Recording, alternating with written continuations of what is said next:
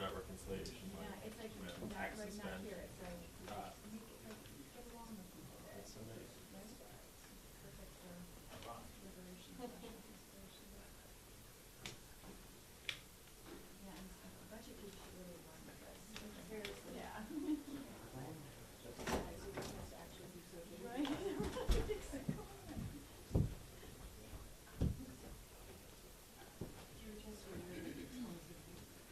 No way, this pressure happened too, so I wrote it for you all.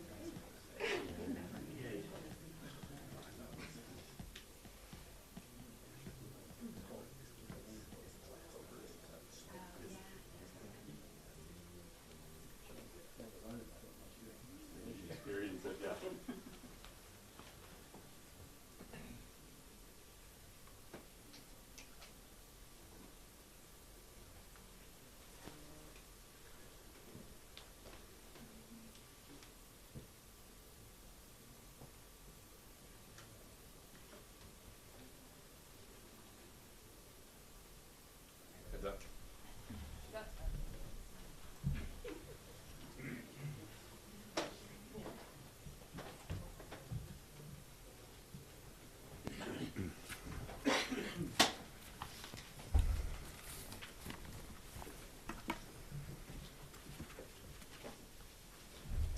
From here. The chart. Okay, excuse me, good afternoon, everybody, and I want to thank Senators Kaine and Welch and also Brooks for joining us here today as we fight against Trump's trade war, as you see right here. This map has how much each state would pay for this absurd, crazy, chaotic trade war. But the worst thing about it is that it so hurts American families. It is estimated that the average American family will pay more than $5,000 out of their pocket to pay for these tariffs. That these tariffs will cost them $5,000 as the prices of everything goes up, whether it's groceries or cars or wood or you name it, across the board. Why would Trump do this? Why would Trump do this? One reason. He wants to take the money that he gains from tariffs to give tax cuts to billionaires. And when told that American families would would pay a whole lot more out of their pockets, you know what he said? I don't care. What kind of bubble is this man and his billionaire cohorts in that they don't understand that when the average American family is told that you're going to have to pay $5,000 more for the things you buy, that it pains them so? Well, can't buy that new car. Can't take that vacation we've been planning for a whole year with the kids. Can't go visit grandma. Got to cut back on even the medicines I buy. What kind of bubble do they live in? So we have documented in this chart how much each state would pay from Trump's trade war. And it's devastating. I just talked to over 50 people in my state of New York. We're right on the Canadian border. Buffalo thinks they could go into a real recession if these tariffs came about. Plattsburgh, 20% of their businesses are Canadian-owned. What are they going to do? And there are tens of thousands of job losses in every part of New York State because there are tariffs. They are a tax on families. They don't like taxes? This is one of the worst taxes they could put in. And don't just listen to us. Rand Paul, hardly a Democrat.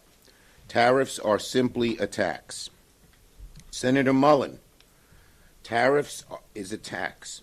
He didn't have the right grammar, but I'll read him verbatim. Tariffs is a tax, and it will be passed on to consumers.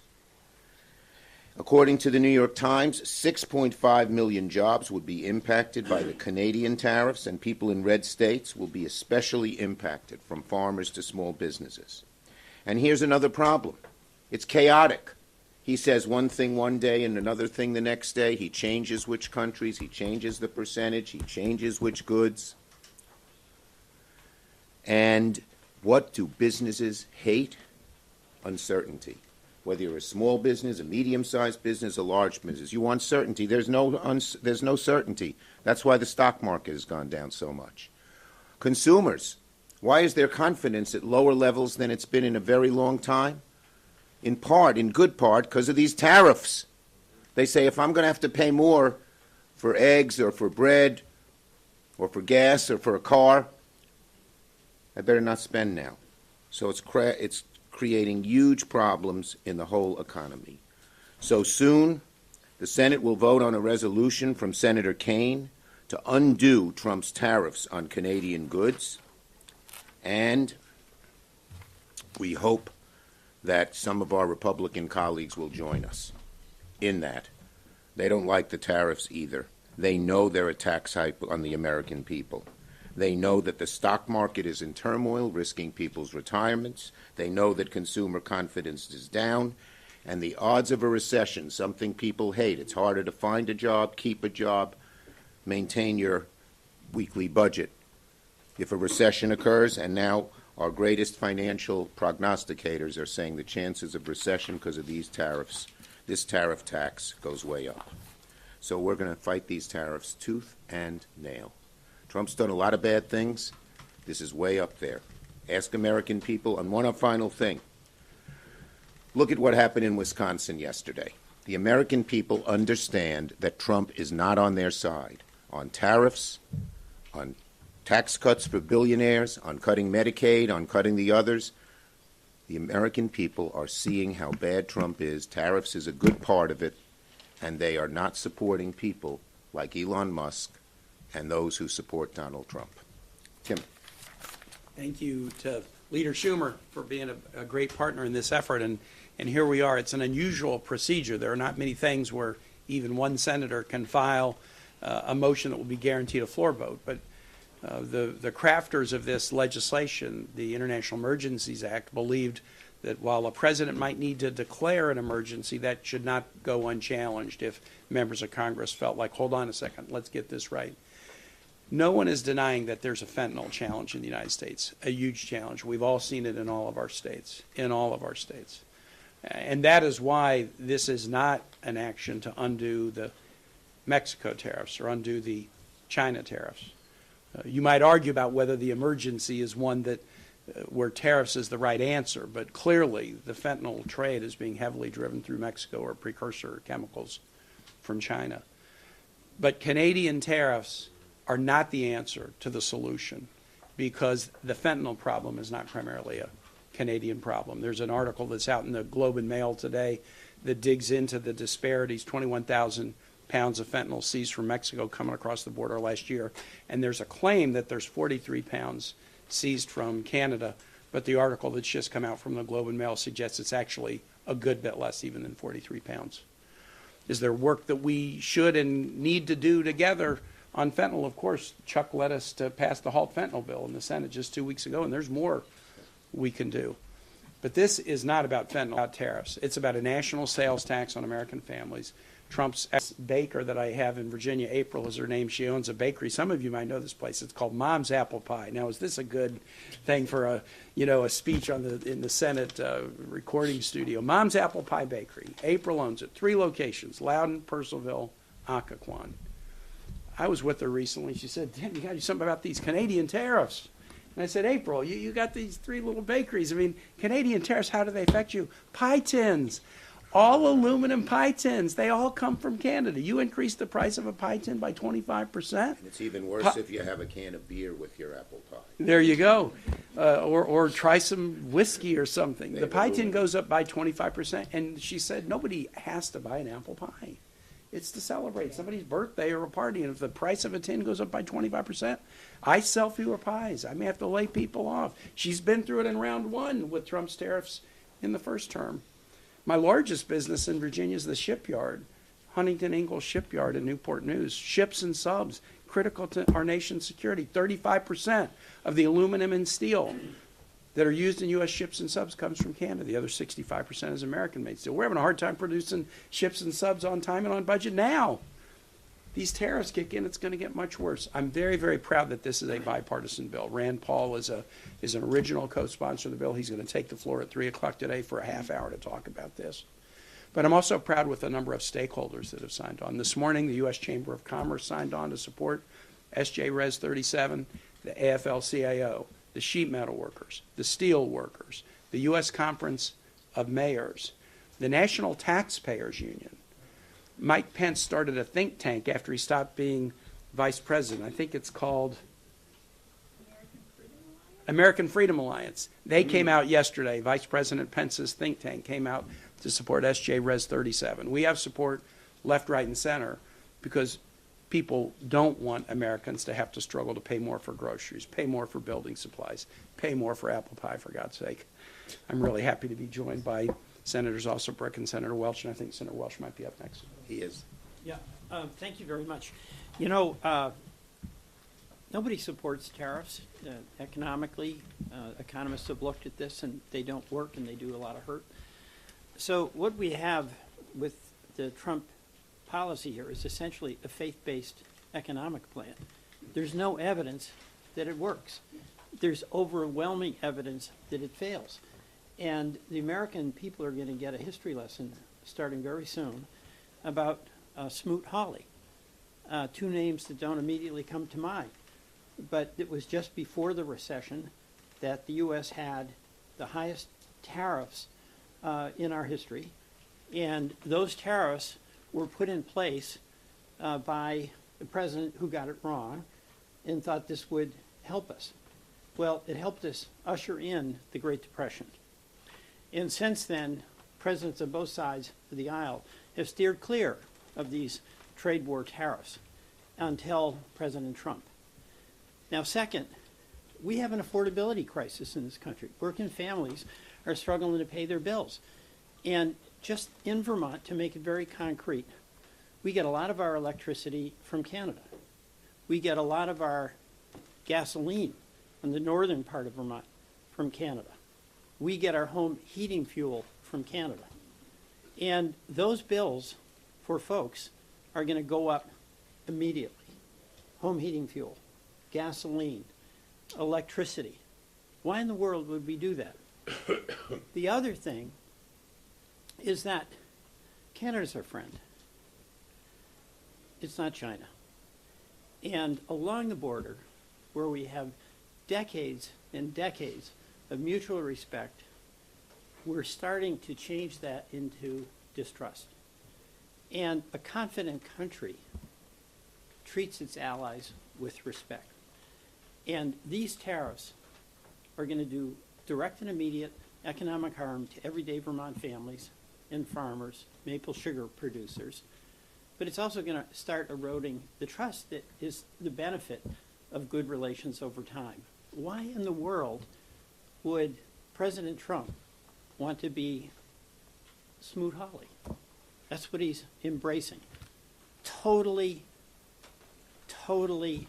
bad, totally wrong, doomed, and the only question is how much pain will he inflict on everyday Vermonters before he comes to his senses and withdraws this tariff policy. Thank you. Senator Also Brooks. Thank you. I want to thank Leader Schumer and Senators Kane and Welch for being here today. You know, President Trump has dubbed today Liberation Day.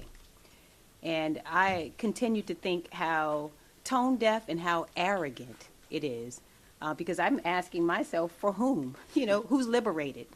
And I think that Elon Musk. Yeah, I think the reality of it is that middle class and hardworking families like the one I grew up in, I regard myself in so many ways as having grown up in a blue-collar family.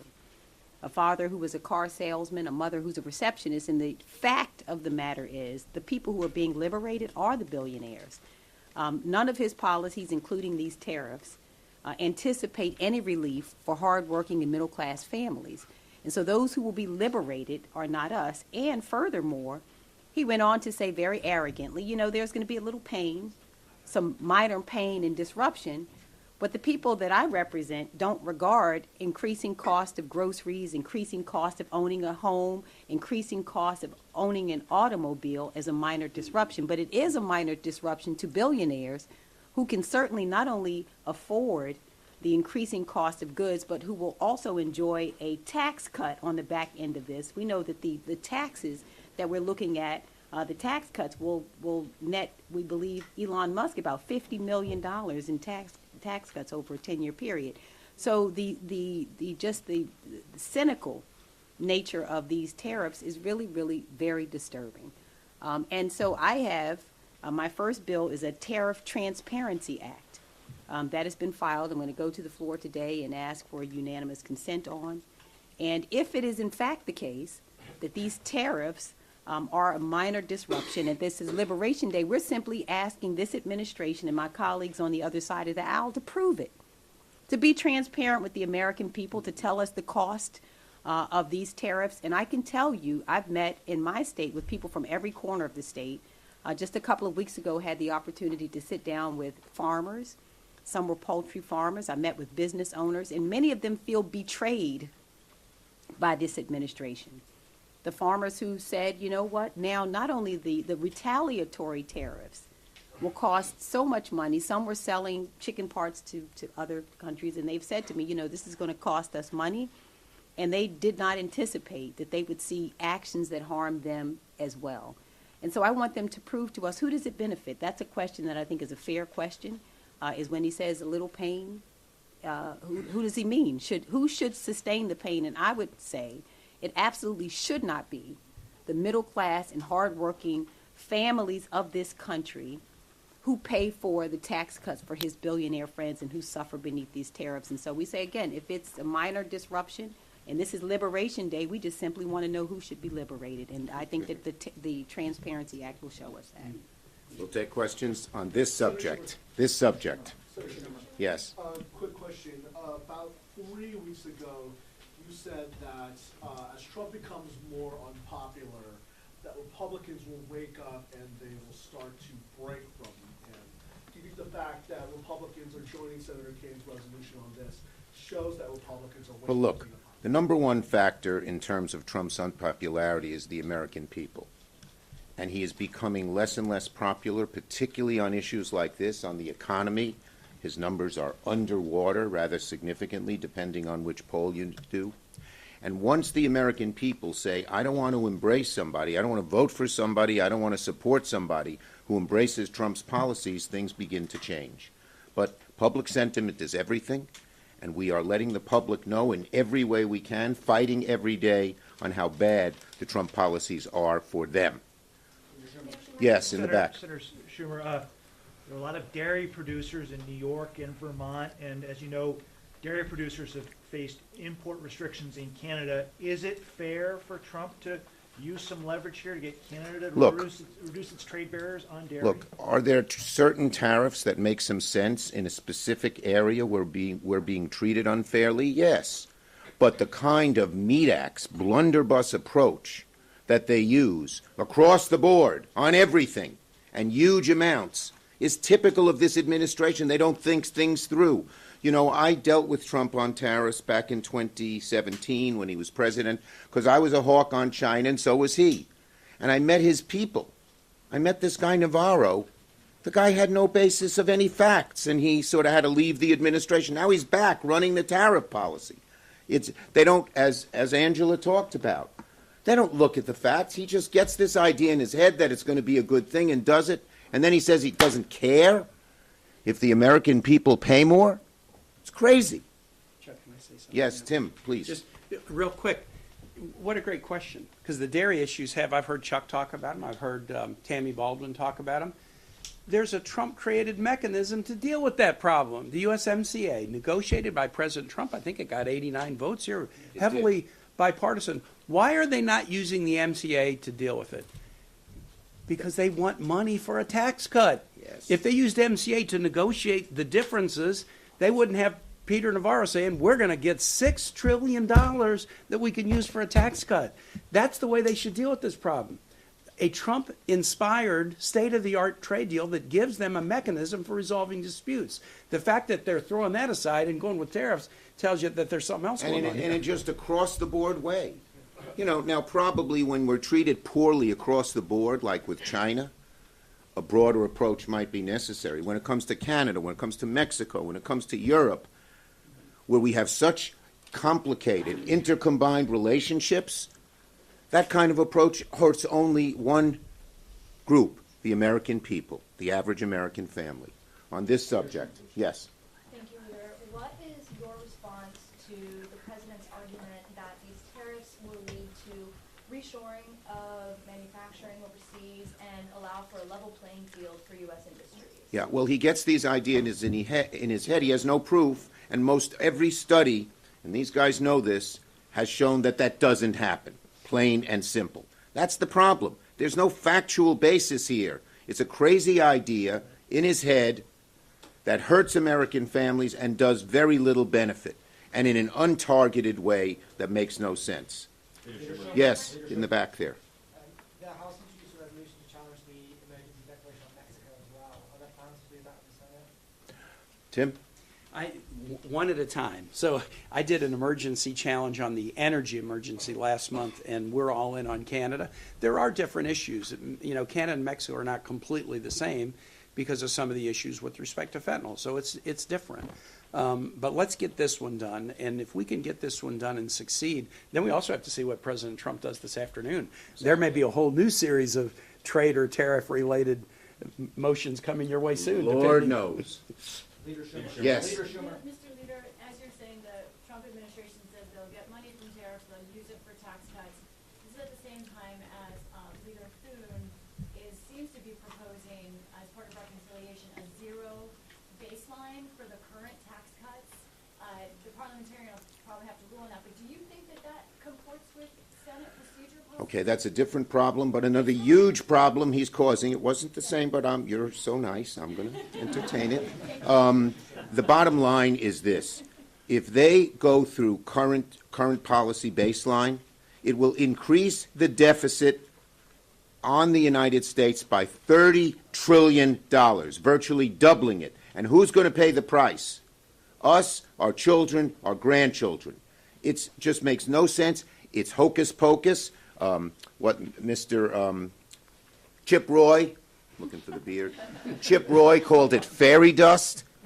It's a scam. It's a scam to allow them to get more tax cuts for the wealthy, and it's going to hurt the rest of us. Thank you, everybody. Leader Schumer, on Wisconsin, do you think Elon Musk should keep playing in these races? Senator Kane, do you have any more besides the four Thanks, Pat. other Republicans?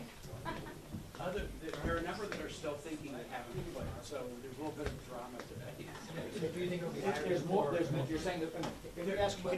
No, because it's just, there's others who haven't declared it.